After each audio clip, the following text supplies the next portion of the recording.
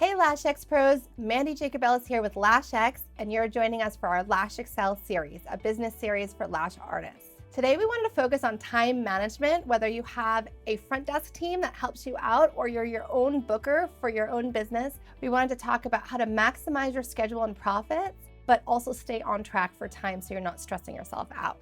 I know this is one of the biggest issues I've had, even with my 15 years of running my salon, is how to stay on track, but also add in as many services as possible.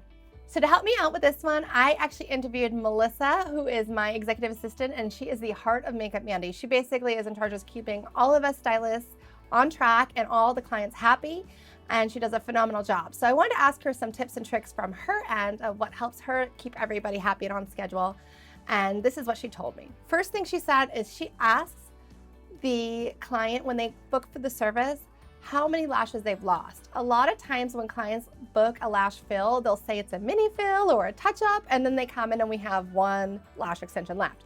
And you all know this, you've all experienced this. It can really set our day back if we've only booked for a 45-minute fill and they need a full set. So Melissa asks, are about half the lashes missing, a quarter of the lashes missing? This helps the client actually really know if they need more time. And then she just lets them know, we just want to know so that we can allot enough time for you. Because clients really, what they're thinking about is price. And so they'll always say, oh, it's a mini fill because they don't want to pay more. But then they're disappointed they don't have enough time. So I thought that was a great tip from her. The other thing we check out is how long it's been since that client's last touch-up. You know, if a client says they're coming in for a mini fill, but it's been 8 weeks, chances are it's not a mini fill unless they're just like, I don't know, amazing with their lashes. Those two things, how long it's been since their fill and how many lashes they've lost, really help us gauge on how much time a client needs. The other thing Melissa does for our team is she gives everyone about a 15-minute buffer. She knows we like to add on services. And if you guys haven't seen yet, we have a great video. I'll put the link below. Quick add-on services to boost your income. It's always more profitable to do more services on less clients. The reason being is changing linens, getting clients coffee and beverages, having them fill out forms if they're running late. All these things eat up extra time in our day. If we have clients that are staying for more than one service, we could actually maximize our time and then maximize our profits. So you do want to leave extra time in case that client does want to add on services, and remember to recommend them. And I'm going to put the link below for a video of just, I think it's 10 or 5 easy add-ons you can do to increase your profits. Also new clients, first-time clients, whether they're a touch-up or a full set, if they're new to you, you want to give them a little extra time because you want to talk to them a little bit more in depth about the look they're going for. And then you also want to make sure they have time to fill out any forms and go over aftercare instructions. So for new clients, I always give a little more of a buffer, especially I don't know what kind of client they are. You know, we have those clients that are, oh, great, happy, and they run out the room. And then we have those other clients that want to analyze every little hair, make sure everything is perfect. Both clients are great, but some require a little more time. So we want to make sure that we accommodate the ones that are going to need a little more time. When a client is going to be late and they call Melissa, one thing she does is she lets them know that that's fine. We'll do as much as we can in the time, but we are back to back today, and there is a client coming in at XYZ time. So that way the client comes in with a realistic expectation. If a client's 15 or 20 minutes late, they're going to be 15 minutes or 20 minutes less of a service for them. Sometimes we do have that buffer that helps. But we don't want to be running late for every other client because you know that builds. And then by the end of the day, you're running like an hour late. Everyone's mad at you. You feel stressed. At least I do. I am such a people pleaser. I'm like sweating in the room because I know people are waiting. So I like to have that little buffer, but then I also like to let people know like, hey, you were 15 minutes late. I'll do as much as I can. But I do have a client scheduled at 3 right after you. I can probably go 5 minutes over. But if you need more than that, we are happy to reschedule you at our next available appointment. And that allows them to kind of know that they shouldn't be late next time because you are on a tight schedule. Also, that kind of stinks for you because then you don't have time for those add-ons.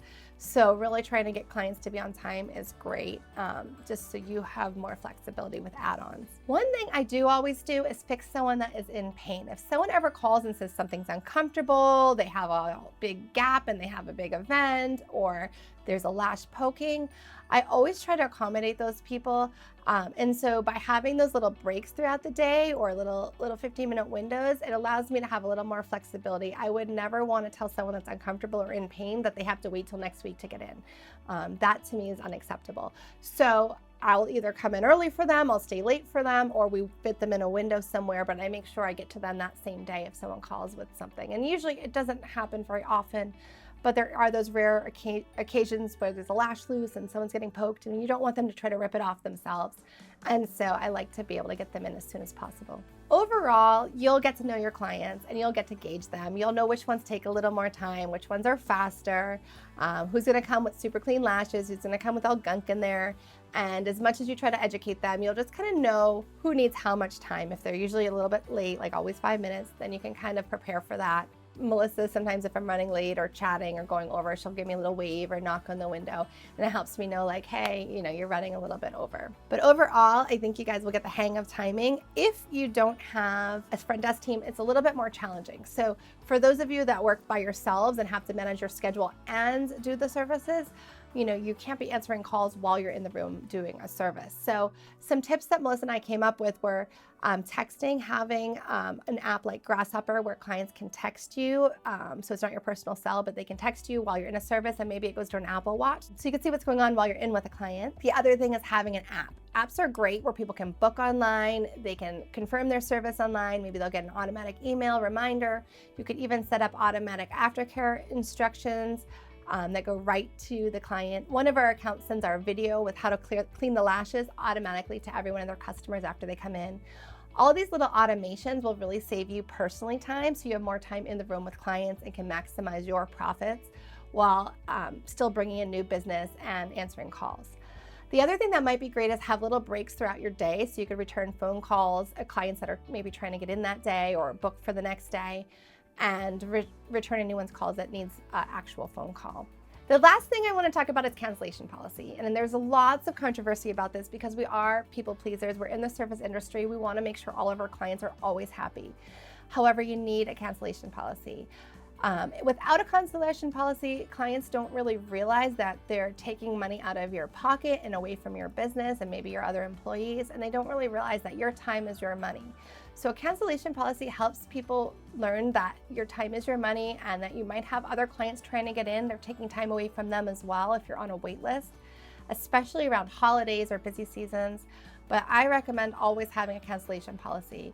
The one we implement here at Make It Mandy is a 24-hour cancellation policy, which means they need to give us 24-hour notice if they can't make an appointment. And if they don't, we do charge the full service. We tell them about the cancellation policy when they book, and we get their credit card. We use MindBody as our booking service, but a lot of the booking services now have a way to store a credit card for a confirmation and cancellation policy.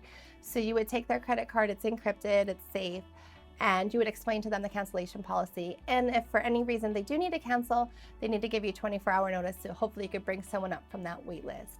If someone just no-show, we would charge the full amount, unless of course, we are customer service based. If there's an emergency, their kid's sick, they're sick, they get in a car accident. I certainly don't want people coming in sick, so I really encourage them, if they are, stay home, it's fine, I'll get some office work done. So, you want to kind of gauge on if this is a real issue where you need to be accommodating, or if it's, this person is constantly no-showing on you, and really setting some limits with that, so that way it doesn't affect your business in a negative way. I hope all these tips are helpful. Again, we're going to put the links below for easy add-ons for the room to maximize services. And next week, we're going to be talking about difficult clients, how to handle them. So I hope you guys tune in next week. And if you have any questions and comments about time management with your schedule, please put them below. We'll get right back to you. For more info, you can check out our website, www.LashX.pro, and click on blog. We have tons of blogs on maximizing profits in business. And our goal is really to get you guys thriving as a business. So we hope this was helpful. If so, please subscribe, and we'll see you next week.